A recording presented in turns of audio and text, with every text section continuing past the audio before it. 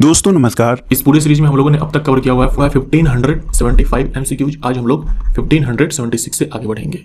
विद्युत चालकता के आधार पर निम्नलिखित विकल्पों में से विषम को चुनें। बताना है इनमें से कौन सबसे अलग है विद्युत चालकता के आधार पर। विद्युत चालकता के आधार पर यानी कि करंट फ्लो होता है उसके आधार पर। तो कॉपर, ग्रेफाइट, ह्यूमन बॉडी, इन सब से करंट पास हो सकता है, रबर से नहीं हो सकता है। रबर एक कुचालक है, बाकी ये सारे सुचालक है, तो रबर हमारा आंसर हो जाएगा। शुक्राणु अस्थायी रूप से डैश में रखे जाते हैं। शुक्राणु बनते तो हैं वृषण में यानी कि इस टेस्टिस में, और बनने के बाद अस्थायी रूप से स्टोर होते हैं इसमें, एपिडिडाइमिस में। ये वाला जो पार्ट है, ये आंसर हमारा बी हो जाएगा, अधिवृषण यानी कि एपिडिडाइमिस। ये है वास डिफरेंस यानी कि शुक्रवाही का। निम्नलिखित में से कौन सा आवर्त सारणी का हिस्सा नहीं बनता है। हैलोजन ग्रुप नंबर 17 के तत्व को बोलते हैं। हमसे पूछा है कौन नहीं बनता है, कौन हमारे आवर्त सारणी से संबंधित नहीं है, तो हैलोजन तो है, ग्रुप नंबर 17 के तत्व को बोलते हैं। एक्टिनाइड में 90 से लेकर के 103 तक के तत्व आते हैं एक्टिनाइड सीरीज के अंदर। लेंथेनाइड सीरीज के अंदर 58 से लेकर के 71 तक के एलिमेंट्स आते हैं। तो ये सारे तो हैं। कैंसर जनक नहीं हो जाएगा। कैंसर जनक यानी कैंसर का जो कारक होता है उसे हम कैंसर जनक बोलते हैं। तो ये हमारे आवर्त सारणी का हिस्सा नहीं है। यदि हम पेड़ की शाखा को तेजी से हिलाएं तो कुछ पत्तियां पेड़ से अलग हो जाती है। यह डैश के कारण होता है। जब हम पेड़ को तेजी से हिलाते हैं तो कुछ पत्तियां जो है तना से अलग हो जाती है, शाखा से अलग हो जाती है। ऐसा होता है विराम के जड़त्व के कारण। ये न्यूटन के गति का पहला नियम है। इसका ये एक अनुप्रयोग है, एप्लीकेशन है, जिसे हम लोग जड़त्व का नियम ही बोलते हैं। न्यूटन के गति के पहले नियम को हम लोग जड़त्व का नियम ही बोलते हैं। जड़त्व 3 प्रकार के होते हैं, विराम का जड़त्व, गति का जड़त्व और दिशा का जड़त्व। ये जो एप्लीकेशन है ये है विराम के जड़त्व के कारण।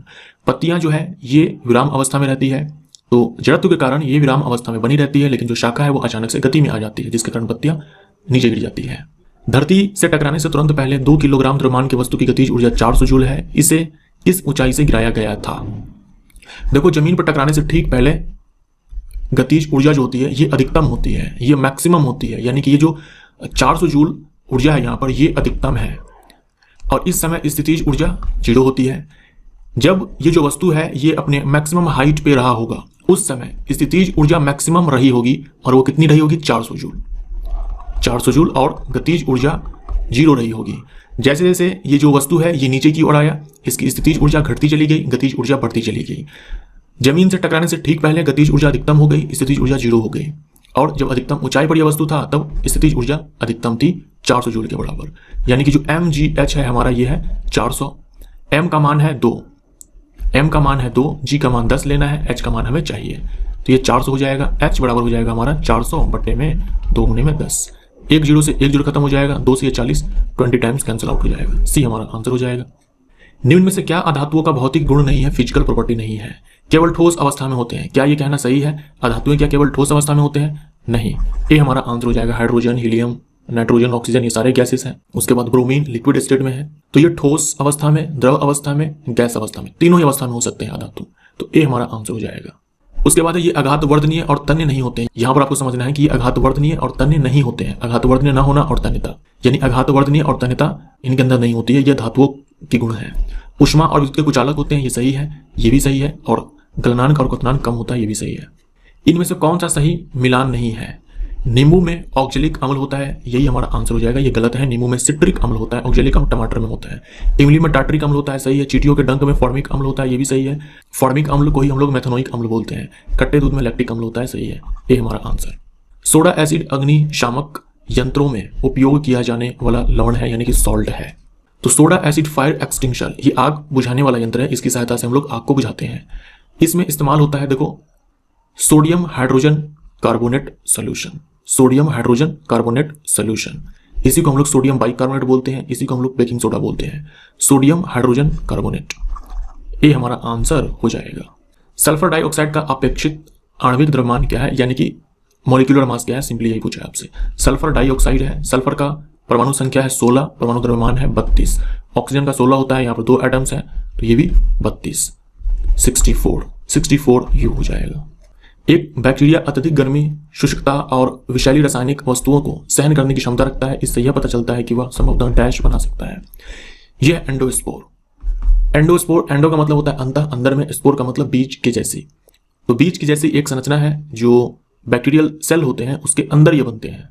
एंडो का मतलब अंदर, अंदर यानी किसके अंदर? सेल के अंदर, कोशिका के अंदर, और स्पोर यानी कि बीज के जैसे। जैसे यहां देखिए आप इस पिक्चर में, यही है एंडोस्पोर, यही है एंडोस्पोर। इसमें इसके जेनेटिक मटेरियल्स होते हैं, बैक्टीरिया के आनुवंशिक पदार्थ होते हैं, डीएनए होते हैं। हर तरह के बैक्टीरिया एंडोस्पोर नहीं बना सकते हैं, हर तरह के बैक्टीरिया एंडोस्पोर नहीं बना सकते हैं। मान लीजिए कि भोजन है, खाना है, उस खाने में कुछ ऐसे बैक्टीरिया आ चुके हैं, कुछ ऐसे बैक्टीरिया हैं जो एंडोस्पोर बना सकते हैं। तो अब उस खाना को अगर गर्म भी किया जाएगा तो बैक्टीरिया मरेगा नहीं, वो बैक्टीरिया मरेगा नहीं, क्योंकि वो एंडोस्पोर बना चुका है। एंडोस्पोर एक हाईली रेजिस्टेंट संरचना होती है जो इससे बचाती है अत्यधिक गर्मी से, उनके आसपास जो विषैले रासायनिक पदार्थ होते हैं उनसे। तो जो हार्श कंडीशंस होते हैं ना, उनसे ये एंडोस्पोर प्रोटेक्ट करने का काम करती है। तरंग का आयाम डैश होता है। तरंग का आयाम क्या होता है? माध्यम के कणों द्वारा मध्य स्थान के किसी भी तरफ तय की गई दूरी। जैसे मान लीजिए कि एक कण है, ये कण है, ये इसका एक मीन पोजीशन है, मीन पोजीशन मध्य स्थान है। ये जो कण है ये कंपन कर रहा है। कंपन कैसे कर रहा है कि एक बार ये ऐसे ऊपर की ओर जा रहा है और फिर ये नीचे की ओर जा रहा है, इस प्रकार से कंपन हो रहा है यहाँ पर। तो मैक्सिमम ये जितना ऊपर गया और फिर मैक्सिमम ये जितना नीचे गया, इसी को बोलते हैं एम्पलीट्यूड। ठीक है, इसी को बोलते हैं एम्पलीट्यूड। जैसे पेंडुलम में आप देखो, जो पेंडुलम होता है इसमें ये स्ट्रिंग है और ये है बॉब। तो पेंडुलम में कुछ इस प्रकार से गति होती है। ये जो बॉब है ये पहले ऐसे इधर की ओर जाएगा, फिर ये ऐसे इधर की ओर जाएगा। इस तरह के पिक्चर्स आपने देखे होंगे। तो यहां से इस मीन पोजीशन से जितना ये बॉब इधर की ओर गया, फिर जितना ये इधर की ओर गया मैक्सिमम, इसी को बोलते हैं एम्पलीट्यूड। निम्नलिखित में से क्या सही मिलान है? Ethyne, pentyne, butyne, propyne. देखो सारे में क्या है? आइन लगा हुआ है। जो सफिक्स है ये आइन है। तो आइन जो सफिक्स है ये किस में आएगा? एल्काइन में। जो एल्काइन होते हैं उसी में आइन सफिक्स आता है, यानी कि लास्ट में आपको आइन दिखेगा। तो ये सारे के सारे एल्काइन है, ये सारे के सारे एल्काइन है। और एल्काइन में आप जानते हो कार्बन कार्बन के बीच ट्रिपल बॉन्ड होता है। यहाँ तो डबल बॉन्ड है, काट दो। यहाँ डबल बॉन्ड है, काट दो। यहाँ भी डबल बॉन्ड है, ये भी काट दो। आंसर हमारा डी हो जाएगा। घर्षण बल द्वारा किया गया कार्य हमेशा होता है, हमेशा ऋणात्मक होता है। निम्नलिखित में से कौन सा एक वस्तु पर लागू संतुलित बल का प्रभाव है? बैलेंस फोर्स का प्रभाव है। जैसे मान लीजिए कोई वस्तु है, ये कोई वस्तु है, इधर से आपने लगा दिया 5 न्यूटन का बल, इधर से आपने लगा दिया 5 न्यूटन का बल। तो दोनों साइड से जो लगाया गया बल है ये परिमाण में बराबर है, दिशा में विपरीत है। तो ये वस्तु ना तो इधर की ओर जाएगा ना ही इधर की ओर जाएगा, रेस्ट में रहेगा, विराम में रहेगा। हम बोलेंगे कि इस पर लगने वाला फोर्स बैलेंस्ड है। ऐसे ये वस्तु अगर सिंपली यहाँ पर रखा हुआ है, अभी भी यहाँ पर 2 फोर्स काम कर रहे हैं, एक नीचे की ओर mg और इस सतह के द्वारा ऊपर में एक अभिलंब बल यानी कि सामान्य बल। तो ये सामान्य बल और mg आपस में बराबर है, दिशा में विपरीत है, इसीलिए ये वस्तु क्या है? अभी रेस्ट में है। तो यहाँ भी क्या है? इस पर 2 फोर्स काम कर रहे हैं और वो बैलेंस्ड है एक दूसरे के साथ। अगर आप चाहते हैं कि वस्तु की स्थिति की अवस्था में परिवर्तन हो तो आपको संतुलित बल नहीं बल्कि असंतुलित बल लगाना पड़ेगा। जैसे यहाँ देखो, आप इधर 5 न्यूटन काट दो और यहाँ पर लगा दो 6 न्यूटन, तब ये जो वस्तु है इधर की ओर चलना स्टार्ट कर देगा। क्योंकि 1 न्यूटन का बल इधर की ओर ज्यादा लग रहा है तो वस्तु इधर की ओर चलना स्टार्ट कर देगा। तो आप चाहते हो कि स्थिति में परिवर्तन कर दें हम, यानी अगर कोई वस्तु चल रहा है तो उसको रोक दें, यानी कि अगर वस्तु चल रहा है तो उसको रोक दें, या फिर रुका हुआ तो उसको चला दें। तो आपको एक असंतुलित बल लगाना पड़ेगा। चाहे आप दिशा में परिवर्तन करना चाहते हैं तो भी आपको असंतुलित बल लगाना पड़ेगा, गति में परिवर्तन तो भी असंतुलित बल लगाना पड़ेगा। लेकिन अगर आप चाहते हो वस्तु की आकृति में परिवर्तन करना तो ये संतुलित बल से भी काम चल जाएगा। जैसे मान लो ये एक गुब्बारा है, बलून है, इस बलून पर मान लो मैंने इधर लगा दिया 5 न्यूटन का बल, इधर से लगा दिया 5 न्यूटन का बल, तो भी इसकी आकृति में परिवर्तन तो आ ही जाएगा। तो ये हमारा यहाँ पर आंसर हो जाएगा। अम्ल के संबंध में निम्न में से कौन सा कथन गलत है? अम्ल धातु ऑक्साइडों से अभिक्रिया कर लवण और जल प्रदान करते हैं। आप जानते हो अम्ल क्षार आपस में अभिक्रिया करते हैं तो लवण और जल बनता है। यहाँ अम्ल है, धातु के जो ऑक्साइड्स होते हैं ये क्षार होते हैं, तो एक तरह से ये अम्ल क्षार की अभिक्रिया है जिससे लवण और जल तो बनना ही है। तो ए हमारा आंसर हो जाएगा। सॉरी, ए जो है यहाँ पर सही हो जाएगा, हमें गलत चूज करना है। अम्ल क्षार से अभिक्रिया कर लवण में वृद्धि करते हैं। ठीक है, यहाँ तक तो सही है कि लवण बनाते हैं, जिसे अपघटन अभिक्रिया कहा जाता है। ये गलत हो जाएगा, अपघटन नहीं उदासीनीकरण अभिक्रिया कहा जाता है। तो बी हमारा आंसर हो जाएगा, ये गलत है। अम्ल सक्रिय धातुओं से अभिक्रिया कर हाइड्रोजन गैस प्रदान करते हैं, ये भी सही है। अम्ल धातु के साथ अभिक्रिया करके हाइड्रोजन गैस उत्सर्जित करते हैं, ये स्टेटमेंट सही है। अम्ल धातु के कार्बोनेट बाइकार्बोनेट से अभिक्रिया करके कार्बन डाइऑक्साइड गैस उत्सर्जित करते हैं, ये भी सही है। पाचन के बाद कार्बोहाइड्रेट को परिवर्तित कर दिया जाता है। पाचन के बाद कार्बोहाइड्रेट फाइनली ये कन्वर्ट हो जाता है ग्लूकोज के अंदर। तो बी हमारा आंसर हो जाएगा। जो प्रोटीन होता है वो अमीनो अम्ल में कन्वर्ट हो जाता है, और जो वसा होता है, फैट्स होते हैं, ये फैटी एसिड यानी कि वसा युक्त अम्ल और ग्लिसरॉल में कन्वर्ट हो जाते हैं। आपसे मेरा एक सवाल है कि एनिमल स्टार्च किसे कहा जाता है? एनिमल स्टार्च किसे कहा जाता है? जंतुओं में स्टार्च किसे कहा जाता है? ये आपको आंसर देना है कमेंट बॉक्स में लिख करके। पिछले वीडियो में मैंने आपसे सवाल पूछा था, तो स्टार्टिंग में जो मैंने आपसे सवाल पूछा था उसका आंसर बाइल जूस है, तो जिन्होंने भी बाइल जूस कहा कि इसमें कोई डाइजेस्टिव एंजाइम नहीं होता है, पाचक एंजाइम नहीं होता है, तो उनका आंसर सही है और सारे ने लगभग सही आंसर दिया है। उसके बाद दूसरा मैंने आपसे सवाल पूछा था कि कौन सी धातुएं हैं जो जल में तैरती है या फिर बोल दो जल से कम घनत्व है, तो आप में से काफ़ी सारे ने सही आंसर दिया है, लिथियम, सोडियम, पोटेशियम। ये तीनों धातु जो हैं इनका घनत्व जल से कम होता है, इसलिए फ्लोट करते हैं वाटर में। तो ये सही है आंसर और बाइल जूस सही है। आज का जो हमारा सवाल इस वीडियो का वो है एनिमल स्टार्च किसे कहा जाता है। अब बताना है कि ये जो फॉर्मूला है ये किसका है, इसमें से ग्लूकोज, गैलेक्टोज, लैक्टोज, फ्रक्टोज। देखो ग्लूकोज हो गया यहाँ पर, उसके बाद गैलेक्टोज हो गया, फ्रक्टोज हो गया, इन सब का जो फॉर्मूला होता है ये होता है C6H12O6। हमारा आंसर यहाँ पर लैक्टोज हो जाएगा, लैक्टोज का ये फॉर्मूला है। गैलेक्टोज को हम लोग ब्रेन शुगर बोलते हैं, लैक्टोज को मिल्क शुगर बोलते हैं, फ्रक्टोज को फ्रूट शुगर बोलते हैं। एक दर्पण है, ये नहीं कहा कि अवतल है या उत्तल है। फिर एक लेंस है, ये भी नहीं कहा कि उत्तल है या अवतल है, बस ये कहा कि दर्पण के अंदर और लेंस के अंदर दोनों के अंदर जो फोकल लेंथ है वो है -10 सेंटीमीटर, -10 सेंटीमीटर। तो बताना है कि जो दर्पण है और जो लेंस है वो कौन से दर्पण और कौन से लेंस है, यानी कि अवतल उत्तल क्या है। तो जैसे ही आपने देखा कि फोकल लेंथ निगेटिव है यानी कि अवतल है, अगर पॉजिटिव होता तो उत्तल हो जाता। हमारा आंसर दोनों अवतल हो जाएगा। डैश उत्तक समान पुल बनाते हैं। समान पुल बोले तो वैस्कुलर बंडल, वैस्कुलर बंडल ये जाइलम और फ्लोएम से मिलकर बनते हैं। आवधिकता शब्द से क्या तात्पर्य है। आवधिकता यानी कि पीरियोडिसिटी। पीरियोडिसिटी शब्द का मतलब होता है एक निश्चित समय अंतराल के बाद समान गुणों की पुनरावृत्ति। लवणों के संबंध में निम्नलिखित में से कौन सा कथन सही है, यानी कि सॉल्ट के बारे में आपको बताना है कि कौन सा कथन सही है। इसका पीएच मान 1 होता है, यह गलत हो जाएगा। इसका पीएच मान, सॉल्ट का पीएच मान 7 हो सकता है, 7 से अधिक हो सकता है, 7 से थोड़ा कम हो सकता है, डिपेंड करता है कि किस प्रकार के एसिड बेस से ये सॉल्ट बना हुआ है।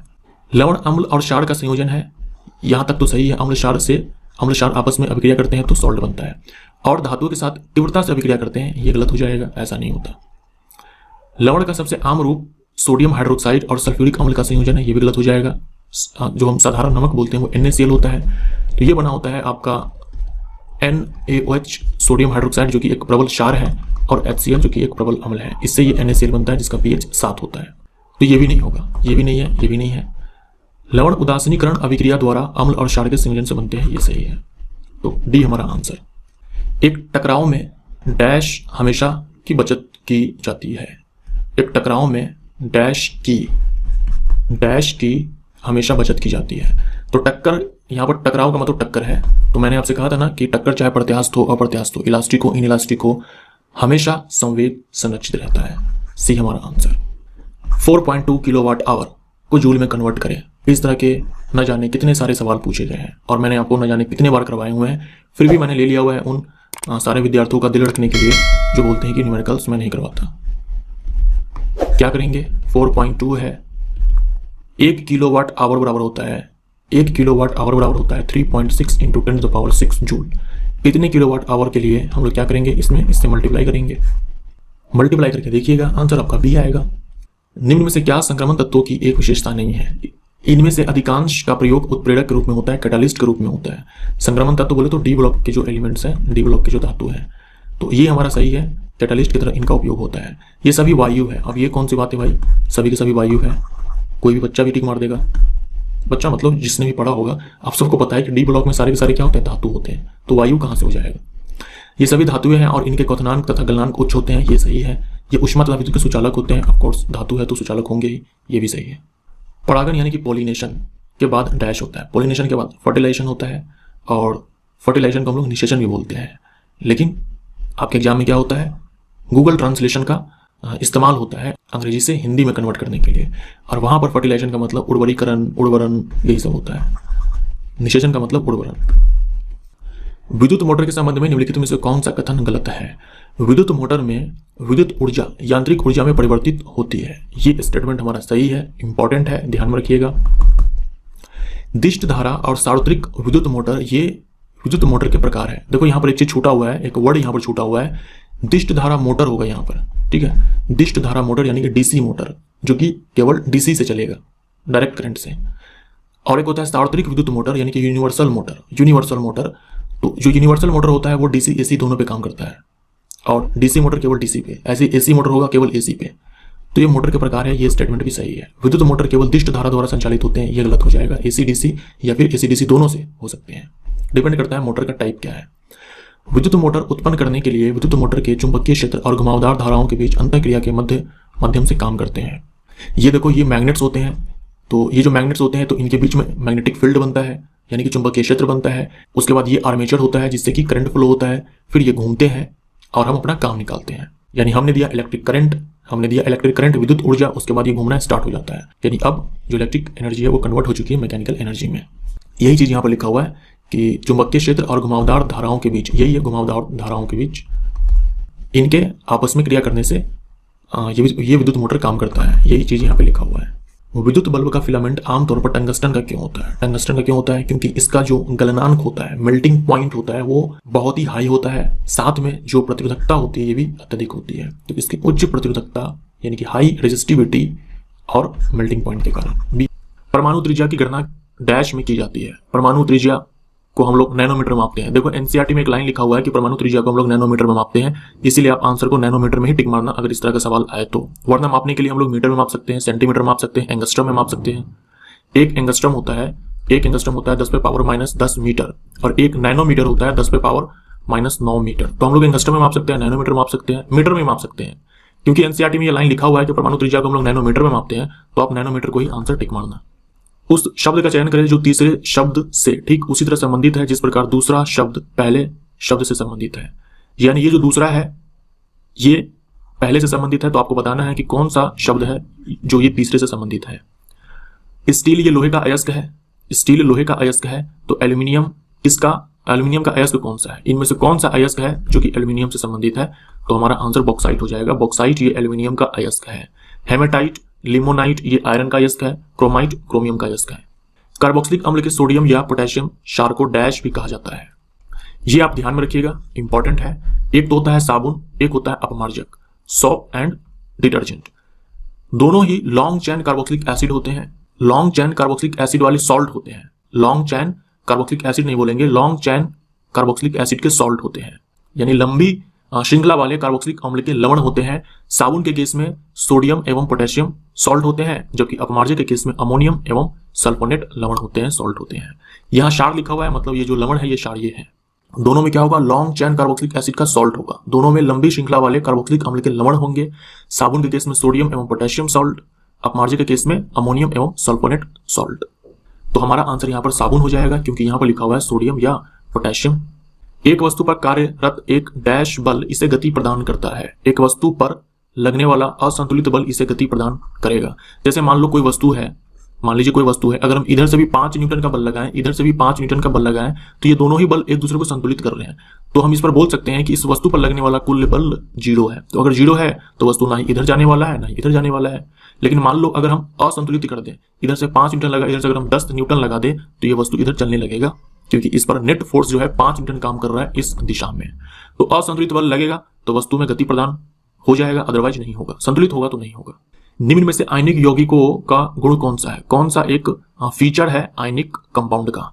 ये ढलवा और नरम होते हैं। ये नरम नहीं होते हैं, ये हार्ड होते हैं। ज्यादा बल लगाओगे तो ये टूट जाते हैं, ये नहीं होगा। ये सहसंयोजक आबंध, अगर आयनिक बॉन्ड है, आयनिक कंपाउंड है, तो इसमें आयनिक बॉन्ड होता है, जैसे कि NaCl।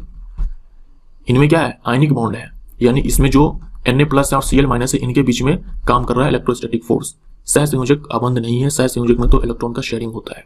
इनका गलनांक और क्वथनांक उच्च होता है, ये हमारा आंसर हो जाएगा, ये सही है। जो आयनिक कंपाउंड होते हैं उनका melting point, boiling point high होता है। ये केरोसिन में घुलनशील होते हैं, ये गलत हो जाएगा। ये घुलनशील होते हैं, यहाँ घुलनशील है, ये घुलनशील हो जाएगा यहाँ पर। ये सॉल्युबल होते हैं वाटर में। अगर आप पेट्रोल लेते हो, केरोसिन लेते हो, तो इनमें ये नहीं घुलते हैं, तो ये भी गलत हो जाएगा। हमारा आंसर यहाँ पर सी होगा। दी गई रासायनिक अभिक्रिया को पूर्ण करें, पूरा करना है। यह है अभिकारक, यह है अभिकारक, यह है आपका एथेनॉल और यह है ऑक्सीजन। सारे में देखो प्रोडक्ट सेम ही है। कार्बन डाइऑक्साइड, जल है और ऊर्जा का उत्सर्जन हो रहा है यहाँ पर। तो सारे में जो प्रोडक्ट्स हैं यानी कि उत्पाद है वो सेम ही बन रहे हैं। बस आपको यहाँ पर ये चेक करना है कि कौन सा प्रोडक्ट हम यहाँ पर लिखेंगे कि ये जो अभिक्रिया ये संतुलित हो जाएगी। इसके लिए आपको क्या करना है? बहुत ही सिंपल है। चेक कर लो आप कि इधर जितने परमाणु हैं तत्व के, इधर भी इतने ही होने चाहिए। यहाँ पर अगर देखो आप, कार्बन के यहाँ पर 2 परमाणु है, एक कार्बन ये है, एक कार्बन ये है। यहां पर देखो कार्बन एक ही है, ये कट जाएगा। यहां पर कार्बन देखो एक ही है, कट जाएगा। यहां पर देखो कार्बन 2 है, तो ये हमारा आंसर हो जाएगा। यहां पर देखो कार्बन एक ही है, ये भी कट जाएगा। बाकी सारे भी आप चेक कर सकते हो। यहां पर देखो ऑक्सीजन जो है यहाँ पर 6 है और यहाँ पर एक 7 है। यहां पर देख लो आप इस सी वाले में, यहाँ पर 4 ऑक्सीजन और फिर यहाँ पर 3, 4 और 3 7 हो गया, तो सी हमारा आंसर हो जाएगा। आप हाइड्रोजन को भी चेक कर सकते हो। यदि किसी विलयन का पीएच 7 से बढ़कर 14 हो जाता है तो यह विलयन में डैश आयन की सांद्रता में वृद्धि को दर्शाता है। पीएच 7 है यानी कि उदासीन है। पीएच को हम जैसे जैसे 7 से ऊपर बढ़ाएंगे क्षारीय प्रवृत्ति बढ़ती है, यानी कि बेसिक नेचर इंक्रीज करता चला जाएगा। क्षारीय प्रवृत्ति बढ़ने का मतलब क्या हुआ कि जो OH माइनस का कंसंट्रेशन है ये इंक्रीज कर जाएगा। OH माइनस, ये हमारा आंसर हो जाएगा। हीमोग्लोबिन में निम्न में से कौन सी धातु मौजूद है? हीमोग्लोबिन, हीमोग्लोबिन में ये जो ग्लोबिन है ये ग्लोबिन प्रोटीन होता है, और जो हीम होता है यहाँ पर जो हीमो लिखा हुआ है इसमें होता है आयरन धातु। तो हीमोग्लोबिन के 2 पार्ट्स होते हैं, एक हीम वाला पार्ट होता है, दूसरा ग्लोबिन वाला पार्ट होता है। ग्लोबिन प्रोटीन का नाम है और हीम में आयरन धातु मौजूद होती है। निम्नलिखित में से कौन से जीव ब्रेड मोल्ड के रूप में भी जाने जाते हैं? ब्रेड मोल्ड ये फंगस होते हैं, कवक होते हैं। नाम क्या है? राइजोपस। तो ए हमारा आंसर हो जाएगा। जैसे एक ब्रेड है उस पर देखते हो, अगर कुछ दिन आप खुले में छोड़ दो तो उस पर क्या होता है? व्हाइट कलर का फंगस लग जाता है, वो होता है राइजोपस, जिसे हम लोग ब्रेड मोल्ड भी बोलते हैं। धारीदार पेशियां डैश होती है। धारीदार पेशियां यानी कि स्ट्राइएटेड मसल।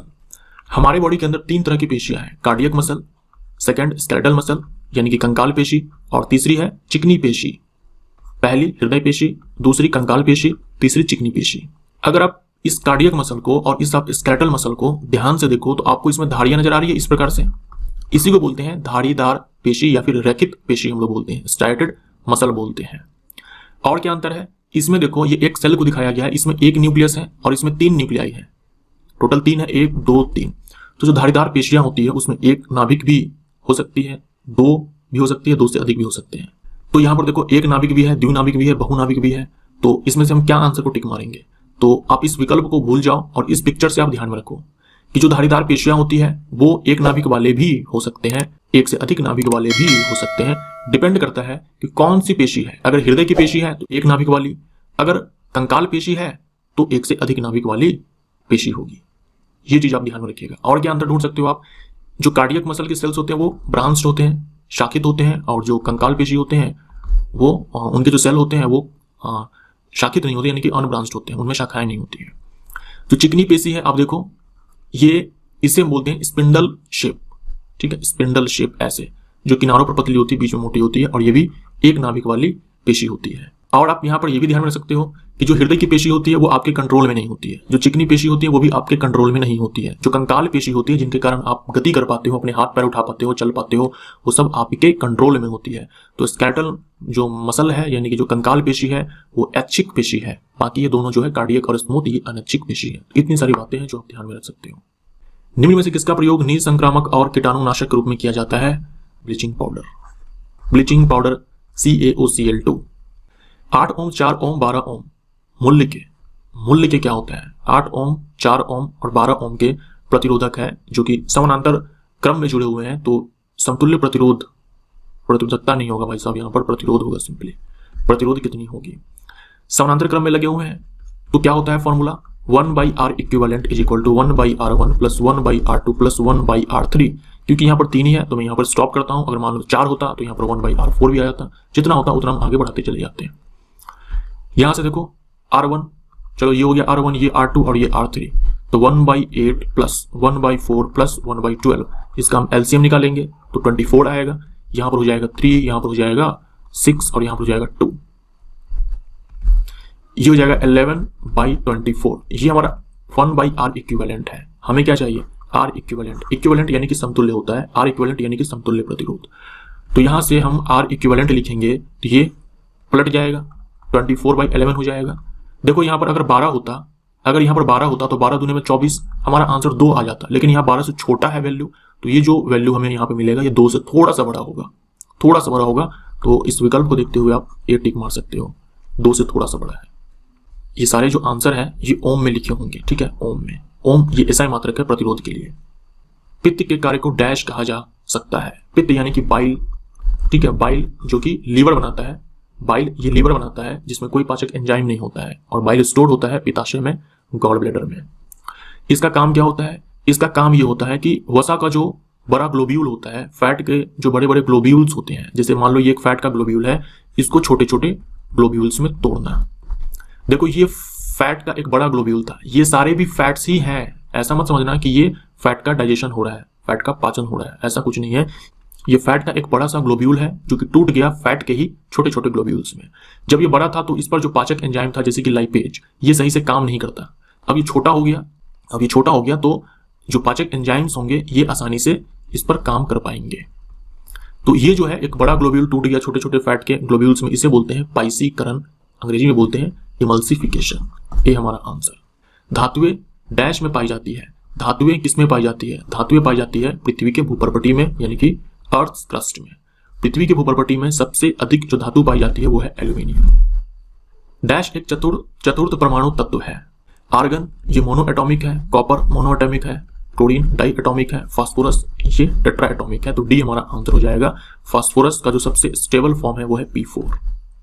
परावर्ती किरणों के यानी कि परावर्तित किरणों के वास्तविक प्रतिषेधन द्वारा निर्मित प्रतिबिंब जो हम स्क्रीन पर देखते हैं डैश होता है। देखिए ये है अवतल दर्पण, ये है उत्तल दर्पण, माफ करना, ये है उत्तल दर्पण, ये है उत्तल दर्पण और ये है अवतल दर्पण। अवतल दर्पण में आप यहां पर देखो जो प्रकाश की किरण है, ये जो वस्तु रखा हुआ है यहाँ पर A और B, इससे प्रकाश की किरण टकरा करके ये गई दर्पण पे। तो यहां पर आप देखो एक प्रकाश की किरण ये है, ये, और एक प्रकाश की किरण ये है। दर्पण से टकराने के बाद आप देखो यहां पर ये इस वाले पॉइंट पर दोनों किरणें आपस में मिलती है। ये वास्तव में मिल रही है, रियल में ये मिल रही है। तो रियल में मिलने के बाद जो प्रतिबिंब का निर्माण होता है वो वास्तविक होता है। ठीक है, वो वास्तविक होता है। वास्तविक प्रतिबिंब हमेशा उल्टा होता है, इसलिए यहां पर देखो ये ऊपर में ऐसे AB है और यहां पर देखो B-A- दिखाया गया है। जो एरो अभी यहाँ ऊपर था, अब यहाँ पर ये नीचे दिखाया गया है, मतलब प्रतिबिंब उल्टा हो चुका है। और क्योंकि ये जो प्रकाश की किरणें हैं ये वास्तव में काट रही है एक दूसरे को, तो हम बोलेंगे कि प्रतिबिंब वास्तविक है। वास्तविक प्रतिबिंब हमेशा उल्टा होता है। यही आप उत्तल के केस में देखो, उत्तल में जो प्रकाश की किरणें हैं ये सारी प्रकाश की किरणें हैं जो दर्पण से टकराने के बाद देखो एक दूसरे से दूर भाग रही है। ये इधर को जा रही है, ये इधर को जा रही है। तो ये वास्तव में एक दूसरे को काट नहीं रही है, लेकिन ऐसा प्रतीत होता है कि ये इस पॉइंट F पर एक दूसरे को ये काट रही है। तो ये ऐसा प्रतीत होता है, तो हम बोलते हैं कि आभासी है, यानी कि वर्चुअल है। आभासी प्रतिबिंब सीधा होता है। पेशी उत्तक कितने प्रकार के होते हैं? जो मस्कुलर टिश्यू होते हैं वो कितने प्रकार के होते हैं? अभी आपने देखे, cardiac muscle, skeletal muscle, smooth muscle. Answer हमारा 3 हो जाएगा। डैश ये पुंकेसर के भाग है। पुंकेसर बोले तो स्टेमेन, पुंकेसर बोले तो स्टेमेन। जो फूल देने वाले पादप होते हैं, यानी कि जो एंजियोस्पर्म होते हैं, उनका जो प्रजनन अंग होता है वो फूल होता है। फूल में जो पुंकेसर होता है, ये जो स्टेमेन लिखा हुआ है इसे हम लोग पुंकेसर बोलते हैं। ये होता है नर प्रजनन अंग। नर प्रजनन अंग, इसके 2 पार्ट्स होते हैं, एंथर जिसे हम लोग बोलते हैं परागकोश, और एक होता है फिलामेंट जिसे हम बोलते हैं तंतु। हमारा आंसर यहाँ पर परागकोश और तंतु हो जाएगा। तो स्टेमेन यानी कि पुंकेसर ये है नर प्रजनन अंग। मादा प्रजनन अंग कौन है? यह है पिस्टिल, इसी को कार्पल बोलते हैं। इनके 3 हिस्से होते हैं, स्टिग्मा यानी कि वर्तिकाग्र, स्टाइल यानी कि वर्तिका, ओवरी यानी कि अंडाशय। तो ये जो बीच में जो है सेंट्रल पार्ट जो है ये है मादा प्रजनन अंग, और ये जो पूरा आपको दिखाया गया है ऐसे इस प्रकार से, ये है एंथर और ये फिलामेंट जो कि मिलकर बनाते हैं नर प्रजनन अंग। डैश खांसी और छींकने जैसी अनैच्छिक गतिविधियों को नियंत्रित करता है। अनैच्छिक मतलब जो आपके इच्छा के अनुसार नहीं होता है। खांसना छींकना ये आपके बिना इच्छा के अनुसार ही हो जाता है। तो ऐसी क्रिया, ऐसे तो बहुत सारी क्रिया है, लेकिन इनमें जो खांसी है, छींकना है, ये कंट्रोल होता है। ये जो यहाँ पर मेडुला लिखा हुआ है, मेडुला, इसके द्वारा। यहाँ जो मज्जा लिखा हुआ है ना, इसका मतलब यहाँ पर मेडुला ही आपको लेना है। ठीक है, मेडुला, ये हमारा आंसर हो जाएगा। ये देखो प्रमस्तिष्क जो है, ये जो प्रमस्तिष्क है ये हमारे ब्रेन का मेन थिंकिंग पार्ट होता है, यानी मुख्य सोचने वाला भाग जो है ये प्रमस्तिष्क है। निम्न में से क्या एक पेशी उत्तक नहीं है? तो ये एक आपका एक फर्जी सवाल है। पेशी उत्तक नहीं, आपको देख लो, अभी आपने देखे थे 3 प्रकार के पेशी उत्तक होते हैं, कार्डियक मसल, स्केलेटल मसल और स्मूथ मसल। हृदय की पेशी, कंकाल पेशी और चिकनी पेशी। यहाँ देखो लिखा हुआ है संयोजी उत्तक। हमारे बॉडी के अंदर 4 प्रकार के उत्तक होते हैं, संयोजी उत्तक, तंत्रिका उत्तक, पेशी उत्तक और एपिथेलियल उत्तक। यहाँ संयोजी उत्तक लिखा हुआ है, ये नहीं होगा। उपकला उत्तक जो कि संयोजी उत्तक का ही प्रकार है, ये भी नहीं होगा। तंत्रिका उत्तक एक अलग प्रकार का उत्तक हो गया, ये भी नहीं होगा। और पेशी उत्तक पूछा है, तो पेशी उत्तक लिख करके देने का क्या मतलब है यहाँ पर? तो इस प्रकार से ये एक फर्जी सवाल है। सवाल सही है, लेकिन जो विकल्प यहाँ पर दिया हुआ है इसका कोई सेंस नहीं बनता। आपको बताना है कि इन सारे अभिकारकों से मिलकर के कौन सा प्रोडक्ट बनेगा जिसका इस्तेमाल कभी कभी भोजन को जल्दी पकाने के लिए किया जाता है। तो इन सब से ये है सोडियम क्लोराइड, ये है जल, ये है कार्बन डाइऑक्साइड, ये है अमोनिया। इन सब से बनेगा इन सब से बनेगा sodium hydrogen carbonate. Sodium hydrogen carbonate को ही हम लोग सोडियम बाइकार्बोनेट बोलते हैं, NaHCO3, यानी कि बेकिंग सोडा, खाने वाला सोडा। एक ध्वनि है जिसका फ्रीक्वेंसी आपको दे रखा है 400 हर्ट्ज, और जो तरंग दैर्ध्य है यानी कि वेवलेंथ है ये है 2.5 मीटर, जिसे हम लोग लैम्डा से दिखाते हैं। ध्वनि की चाल क्या होगी, तो V इक्वल टू हो जाएगा लैम्डा इंटू में F, लैम्डा 2.5, F 400। इसको सॉल्व करेंगे, ये आ जाएगा हमारा 1000 मीटर पर सेकेंड। सी हमारा आंसर। निम्नलिखित में से कौन सा मिलान सही है? पेंटीन लिखा हुआ है, पेंटीन बोले तो कार्बन की संख्या 5। क्या 5 कार्बन है इसमें? 1 2 3 4 5। ठीक है, कार्बन की संख्या यहां पर सही है, क्योंकि यहां पर पेंटीन लिखा हुआ है, यानी कि ये एल्कीन फैमिली का मेंबर है। Alkene, ethene, propene, butene, pentene, alkene family का मेंबर है, यानी कार्बन कार्बन के बीच में डबल बॉन्ड होना चाहिए। तो क्या डबल बॉन्ड है? बिल्कुल है। लेकिन यहां पर देखो, ये जो हमारा आंसर है ये गलत हो जाएगा। हमसे सही पूछा है ना, ये गलत मिलान है। यहां देखो कार्बन 4 बॉन्ड नहीं बना रहा है। देखो कार्बन जहां पर भी होगा ना वो 4 बॉन्ड बनाएगा, टोटल 4 बॉन्ड बनाएगा। यहाँ का कार्बन 3 ही बॉन्ड बना रहा है। एक इस वाले कार्बन के साथ ये दिखाओ, ये दिखाया गया है, एक यहाँ और एक हाइड्रोजन के साथ, मतलब कुछ इस प्रकार से है। एक बॉन्ड अभी बचा हुआ है, ये 4 बॉन्ड बनाता है, लेकिन 3 ही बॉन्ड यहाँ पर बना रखा है, तो ये आंसर नहीं होगा। यहाँ देखो 1 2 3 4 ही कार्बन है, पेंटीन में तो 5 कार्बन होने चाहिए, ये भी नहीं होगा। यहाँ पेंटीन लिखा हुआ है, यहाँ पर 2 ही कार्बन है, ये भी नहीं होगा। प्रोपीन यहाँ पर लिखा हुआ है, तो प्रोपीन का मतलब क्या हो जाएगा? Meth eth prop. प्रोप के केस में कार्बन की संख्या 3, तो यहाँ पर 3 कार्बन है, क्योंकि प्रोपीन है, एल्कीन का मेंबर है, तो कार्बन कार्बन के बीच में डबल बॉन्ड भी दे रखा है। क्या सारे के सारे कार्बन 4 बॉन्ड बना रहे हैं? चेक कर सकते हो आप। ये वाला जो कार्बन है 3 हाइड्रोजन के साथ और एक इस वाले कार्बन के साथ, ये 4 बॉन्ड बना रहा है। उसके बाद देखो ये जो कार्बन है, ये यहाँ पर देखो आप, एक बॉन्ड यहाँ पर ये बना रहा है, 2 हाइड्रोजन के साथ, टोटल 3, और डबल बॉन्ड यहाँ पर है। मतलब कुछ ऐसा है, यहाँ पर इस वाले कार्बन के बारे में बोल रहा हूँ कि ये है H के साथ टोटल 2 बॉन्ड, एक इस वाले कार्बन के साथ, और यहाँ पर देखो ऐसे लिखा हुआ है, तो टोटल यहाँ 5 बॉन्ड बना रखा है। होने चाहिए 4 ही बॉन्ड, बना रखा है 5 बॉन्ड। तो हो सकता है यहाँ पर टाइपिंग मिस्टेक है, मुझे एग्जैक्ट नहीं पता है कि सवाल आपके एग्जाम में गलत पूछा था या फिर यहाँ पर टाइपिंग मिस्टेक है। यहाँ पर जो है ना, यहाँ पर केवल CH होगा, केवल CH होगा, तब जाकर के हमारा आंसर यहाँ पर सही होगा। और यहाँ पर हम CH2 करेंगे, तब जाकर के हमारा आंसर यहाँ पर सही होगा।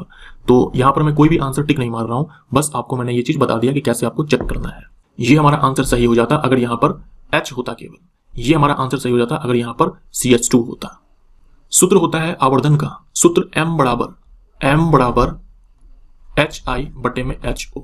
ये होता है आवर्धन बराबर प्रतिबिंब की ऊंचाई बटे में वस्तु की ऊंचाई।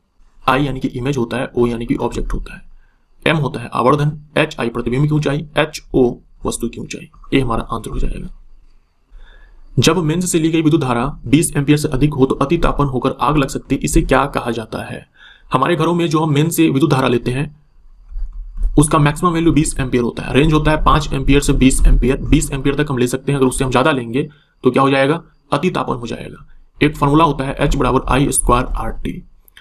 यहां देखो, अगर आप करंट के वैल्यू को बढ़ाओगे तो ऊष्मा का उत्सर्जन ज्यादा होगा, यानी जो तार है वो गर्म हो जाएगी, तार जो है वो गर्म हो जाएगी। अगर हम करंट को 20 एम्पीयर से ज्यादा लेंगे, क्योंकि मैक्सिमम 20 एम्पीयर तक ही लेना है, तो 20 एम्पीयर से अगर हम ज्यादा लेंगे तो क्या होगा? ऊष्मा का उत्सर्जन ज्यादा होगा, इतना ज्यादा हो जाएगा कि तारे जो है वो गल जाएगी, पिघल जाएगी। इसे बोलते हैं ओवरलोडिंग।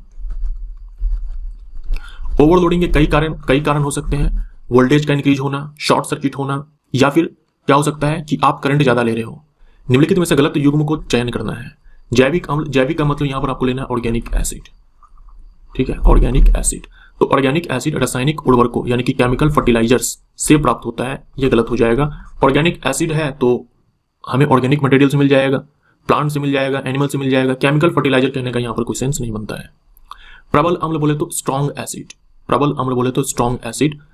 तो जो स्ट्रॉन्ग एसिड होते हैं वो जल में टूट करके H+ देते हैं, वो भी कंप्लीट डिसोसिएशन। मैंने आपको कई बार बताया हुआ है कि अगर आप 100 मॉलिक्यूल्स लेते हो तो उसमें 99 जो मॉलिक्यूल्स होते हैं वो H+ दे देते हैं। तो यही यहाँ पर लिखा हुआ है, जलीय विलयन में पूर्ण रूप से, लगभग पूर्ण रूप से आयनों में विभाजित हो जाता है। ये सही है। खनिज अम्ल यानी कि मिनरल एसिड, तो मिनरल एसिड जो होते हैं वो इनऑर्गेनिक एसिड होते हैं, यानी कि अकार्बनिक अम्ल, अकार्बनिक अम्ल इनऑर्गेनिक एसिड, जैसे कि आपका HCl हो गया, HNO3 हो गया, और HI हो गया, HF हो गया, ये सारे इनऑर्गेनिक एसिड्स होते हैं। ऑर्गेनिक एसिड जैसे कि आपका हो गया methanoic acid, ethanoic acid, propanoic acid. तो जो अकार्बनिक अम्ल होते हैं वो ज्यादा खतरनाक होते हैं कार्बनिक अम्ल की तुलना में। ये चीज़ आप ध्यान में रख सकते हो कि जो अकार्बनिक अम्ल होते हैं वो ज़्यादा खतरनाक होते हैं, डेंजरस होते हैं ऑर्गेनिक एसिड के तुलना में, कार्बनिक अम्ल की तुलना में। तो ये भी स्टेटमेंट हमारा सही है। तनु अम्ल, इसके जलीय विलयन में अम्ल का निम्न सांद्रण होता है। तनु अम्ल यानी कि डाइल्यूटेड सॉल्ट, यानी आपने क्या करा है, अम्ल है उसमें बहुत सारा पानी मिला दिया, तो वहां पर क्या होगा कि यूनिट वॉल्यूम में, अगर हम इकाई वॉल्यूम में देखें तो H+ आपको उसमें कम मिलेगा, क्योंकि आपने ऑलरेडी पानी मिला दिया उसमें बहुत सारा। तो ये भी स्टेटमेंट हमारा सही है, केवल ए है जो कि गलत है। एक परमाणु की किसी अन्य तत्व के परमाणु से बंधे होने पर इलेक्ट्रॉन को अपनी ओर आकर्षित करने की सापेक्ष प्रवृत्ति को क्या कहा जाता है? एक परमाणु की किसी अन्य तत्व के परमाणु से बंधे होने पर, जैसे मान लो एक परमाणु हमारा हाइड्रोजन है और दूसरा है फ्लोरीन, और ये दोनों आपस में आबंध बनाते हैं, सह संयोजन आबंध होते हैं, एक एक इलेक्ट्रॉन की साझेदारी होती है, क्योंकि फ्लोरीन ज्यादा इलेक्ट्रोनेगेटिव है, फ्लोरीन ज्यादा इलेक्ट्रोनेगेटिव है। चाहे आप इस दोनों को छोड़ो, मैं यहाँ पर एक जनरल ले लेता हूँ। मान लो एक परमाणु ए है और दूसरा बी है, ठीक है, और इन दोनों के बीच में इलेक्ट्रॉनों की साझेदारी है। मैं ये बोल रहा हूँ कि बी के पास विद्युत ऋणात्मकता अधिक है ए से, तो ये बी वाला क्या होगा ना, ये इलेक्ट्रॉन को अपनी ओर ज्यादा खींचेगा, ये अपनी ओर ज्यादा खींचेगा, तो इसके ऊपर पार्शियल यानी कि आंशिक रूप से नेगेटिव चार्ज आएगा और इसके ऊपर आंशिक रूप से पॉजिटिव चार्ज आएगा, क्योंकि इससे इलेक्ट्रॉन दूर भाग रहा है तो यहाँ पर पॉजिटिव चार्ज और इसके पास आ रहा है तो नेगेटिव चार्ज। अगर मान लो दोनों की विद्युत ऋणात्मकता बराबर होती तब इलेक्ट्रॉन किसी के पास खिसकने वाला नहीं था। तो ये जो आकर्षित करने की क्षमता है इसी को हम लोग इलेक्ट्रोनेगेटिविटी बोलते हैं, विद्युत की ऋणात्मकता बोलते हैं। निम्न में से किसका घनत्व जल के घनत्व से अधिक होता है? तो लोहे की कील हो जाएगा। लोहे की कील जो होती है वो पानी में डूब जाती है, क्योंकि लोहे की कील की डेंसिटी जल के डेंसिटी से, वाटर के डेंसिटी से अधिक होता है। कॉर्क हो गया, बर्फ, थर्मोकोल, इन सब का जो घनत्व है पानी के घनत्व से कम होता है। ऑक्सीजन की उपस्थिति में अयस्कों को गर्म करने की क्रिया को डैश कहा जाता है। ऑक्सीजन की उपस्थिति है, ऑक्सीजन की उपस्थिति है और अयस्कों को गर्म किया जाता है। धातु के जो अयस्क होते हैं उनको गर्म किया जाता है ऑक्सीजन की उपस्थिति में, इसे बोलते हैं भंजन। भंजन बोले तो रोस्टिंग, अंग्रेजी में भंजन को रोस्टिंग बोलते हैं। ये भी आप ध्यान में रखो कि ये जो भंजन है ना, ये सल्फाइड ओर के लिए इस्तेमाल होता है। जैसे एग्जांपल के तौर पर जिंक सल्फाइड है, इसी को हम लोग जिंक ब्लेंड भी बोलते हैं। तो ये देखो, ये जिंक का एक अयस्क है, जिंक का ये अयस्क है और ये सल्फाइड अयस्क है, जिंक का ये सल्फाइड अयस्क है। तो सल्फाइड अयस्क को गर्म किया जाता है ऑक्सीजन की उपस्थिति में, इसे बोलते हैं भंजन, रोस्टिंग बोलते हैं अंग्रेजी में। इसी का मान लो हम कार्बोनेट ओढ़ लेते हैं, यहाँ पर जिंक कार्बोनेट, ये भी अयस्क था, ये भी अयस्क है, ये है सल्फाइड अयस्क, ये है कार्बोनेट अयस्क। अब इसको हम गर्म करेंगे तो ऑक्सीजन की अनुपस्थिति में होगा, ऑक्सीजन के अनुपस्थिति में होगा, तब हम इसे निस्तापन बोलेंगे। यहाँ पर निस्तापन है, निस्तापन यानी कि कैल्सिनेशन। ये है रोस्टिंग और ये है कैल्सिनेशन। आप ध्यान में रख सकते हो, देखो यहाँ सी है, सी से कैल्सिनेशन और सी से कार्बोनेट। तो कार्बोनेट ओर को ऑक्सीजन के अब्सेंस में, ऑक्सीजन की अनुपस्थिति में गर्म करना कैल्सिनेशन कहलाता है। रोस्टिंग में क्या होगा? रोस्टिंग में होगा सल्फाइड ओर को गर्म करना, वो भी ऑक्सीजन के प्रेजेंस में। दोनों में सेम ही चीज मिलने वाला है, दोनों में हमें, इन दोनों में हमें जिंक का ऑक्साइड मिलेगा, यानी दोनों में ऑक्सीकरण होगा, जिंक का ऑक्साइड मिलेगा। यदि एक वस्तु का संवेग 20% से बढ़ता है तो उसकी गतिज ऊर्जा डैश से बढ़ेगी। यहां देखिए आप, गतिज ऊर्जा बराबर एक फॉर्मूला होता है जो मैंने आपको पहले भी बताया हुआ है, संवेग का स्क्वायर बटे में 2 गुने में द्रव्यमान। ये फॉर्मूला है जो आपको ध्यान में रखना है, ये सवाल इसी फॉर्मूले पर बनेगा।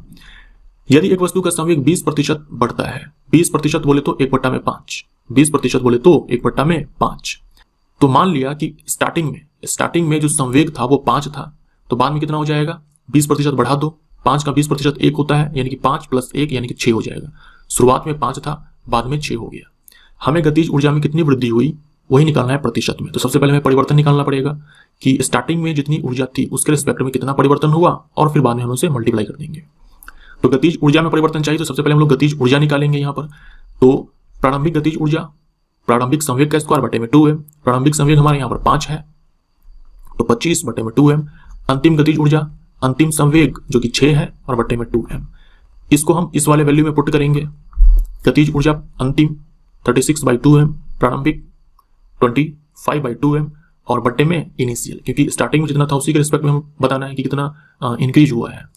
परसेंटेज में चाहिए तो 100 से मल्टीप्लाई करेंगे, 2m से 2m यहाँ पर खत्म हो जाएगा, बचेगा 36 - 25 बटे में 25 गुने में 100, 44% हमारा आंसर आ जाएगा। डी हमारा आंसर आ जाएगा। आप चाहो तो x मान कर ही बना सकते हो, x मानोगे तो थोड़ा लेंदी हो जाएगा। मान लो पहले कि संवेग जो है पहले x था, बाद में कितना हो जाएगा? x प्लस x का 20%। फिर आप गतिज ऊर्जा निकालोगे तो ये लेंदी प्रोसेस हो जाएगा, इसीलिए आप इस प्रकार से बनाओ तो आसानी से ये बनेगा। यदि किसी बांध से 19.6 मीटर नीचे स्थित टरबाइन व्हील में पानी गिरता है तो टरबाइन में पानी का वेग ज्ञात करें। ये सवाल है कुछ ऐसा कि h हाइट से किसी वस्तु को गिराया जाता है। गिराने का मतलब u बराबर 0, तो जमीन पर टकराने से ठीक पहले, जमीन से टकराने से ठीक पहले, या फिर बोल दो कि जमीन पर जिस स्पीड से वो टकराएगी वो स्पीड कितनी होती है। ये इसी प्रकार का सवाल है। यहाँ पर जो है टरबाइन पर पानी गिर रहा है, तो जिस स्पीड से टरबाइन पर पानी गिरती है वो हो जाएगा हमारा √2gh। यह फॉर्मूला आप कब लगा सकते हो? जब वस्तु को किसी ऊंचाई से छोड़ा जाता है तो जमीन पे जिस स्पीड से वो वस्तु टकराती है उसकी स्पीड हम इस प्रकार से लिखेंगे। 2 हो जाएगा, g का मान 9.8 लेना है, h का मान हमारा यहाँ पर 19.6 है। इस दोनों को मल्टीप्लाई करो तो 19.6 इंटू में 19.6, ये पेयर में है तो रूट हटा करके हमारा 19.6 हो जाएगा मीटर पर सेकेंड। इसीलिए यहाँ पर 9.8 आपको लेना है ताकि मल्टीप्लाई करने के बाद 19.6 आ जाए और यहाँ पर हमें जोड़े में मिल जाए। बी हमारा आंसर। क्लेमाइडोमोनास इनमें से किस किंगडम से संबंधित है? एक क्लेमाइडोमोनास और दूसरा आप याद रखो क्लोरेला। क्लेमाइडोमोनास और क्लोरेला ये दोनों एक कोश के शैवाल है, यूनिसेलुलर एल्गी है, एक कोश के शैवाल है। पढ़ाने के लिए आपको थैलोफाइटा के अंदर पढ़ाया जाता है, थैलोफाइटा के अंदर पढ़ाया जाता है, लेकिन आप ध्यान में रखिएगा ये किंगडम प्रोटिस्टा का मेंबर है, इसे किंगडम प्रोटिस्टा का मेंबर माना जाता है। क्लोरेला और क्लेमाइडोमोनास को किंगडम प्रोटिस्टा का मेंबर माना जाता है। बी हमारा आंसर हो जाएगा। देखिए सारे जो थैलोफाइट्स होते हैं, यानी थैलोफाइटा समूह के अंदर जो पादप आते हैं वो सारे के सारे एल्गी होते हैं, शैवाल होते हैं। सारे थैलोफाइट्स शैवाल है, लेकिन सारे शैवाल थैलोफाइट्स नहीं है। हम लोग थैलोफाइटा ग्रुप को एल्गी ग्रुप इसीलिए बोल देते हैं क्योंकि जितने भी थैलोफाइट्स हैं वो सारे शैवाल हैं, लेकिन सारे शैवाल को आप थैलोफाइट नहीं बोल सकते। तो ये आप ध्यान में रखिएगा। क्लोरेला और क्लेमाइडोमोनास ये हरे शैवाल है और ये एक कोश के शैवाल है और ये किंगडम प्रोटिस्टा के मेंबर है। दर्पण समीकरण के संबंध में निम्न में से कौन सा कथन सही है? दर्पण समीकरण, दर्पण का जो फॉर्मूला होता है 1/f = 1/u + 1/v। f होता है फोकस दूरी, u होता है वस्तु की दूरी, v होता है प्रतिबिंब की दूरी। तो ये जो दूरियां हम लोग मापते हैं वो कहां से मापते हैं? ध्रुव से मापते हैं। तो बी हमारा आंसर हो जाएगा। अभिसरण का बिंदु वह बिंदु जिससे लेंस में किरणें उत्पन्न होती प्रतीत होती है उसे क्या कहते हैं? अभिसरण का बिंदु यानी जहां पर सारी जो किरणें हैं वो मिलती है, कन्वर्जिंग पॉइंट हम जिसे बोलते हैं। अभिसरण बिंदु यानी कि सारी किरणें वहां पर मिलती है। तो दो चीजें हो सकती है, या तो वास्तव में मिलती है जो कि इस उत्तल लेंस के केस में होता है, या फिर मिलती हुई प्रतीत होती है जो कि अवतल लेंस में होता है। यहाँ पर देखो दर्पण से अपवर्तित होने के बाद अवतल लेंस में वो दूर भागती है, लेकिन ऐसा प्रतीत होता है कि इस पॉइंट पर ये किरणें मिल रही है। और इस वाले केस में क्या है, वास्तव में अपवर्तित होने के बाद किरणें मिल रही है। तो दोनों ही केसेस के अंदर जो किरणें हैं वो मिलती है फोकस पे। डी हमारा आंसर। किसी पदार्थ की प्रतिरोधकता के मान से इसकी चालकता निर्धारित होती है। निम्न प्रतिरोधकता वाली धातुएं डैश होती है। देखो प्रतिरोधकता और चालकता में उल्टा रिलेशन होता है। प्रतिरोधकता को हम लोग रो से दिखाते हैं, चालकता को हम लोग सिग्मा से दिखाते हैं, और इन दोनों में उल्टा संबंध होता है। प्रतिरोधकता जितना ज्यादा, चालकता उतना ही कम। अगर चालकता ज्यादा है हम बोलेंगे कि वो उतना ही अच्छा सुचालक है। चालकता अगर अधिक है, अगर ये सिग्मा ज्यादा है हम बोलेंगे कि अच्छा सुचालक है। अगर ये ज्यादा है यानी कि खराब सुचालक है। अगर निम्न प्रतिरोधकता है मतलब चालकता अधिक है, निम्न प्रतिरोधकता यानी कि चालकता अधिक है तो सुचालक की तरह व्यवहार। वीडियो देखने के लिए धन्यवाद दोस्तों, नमस्कार।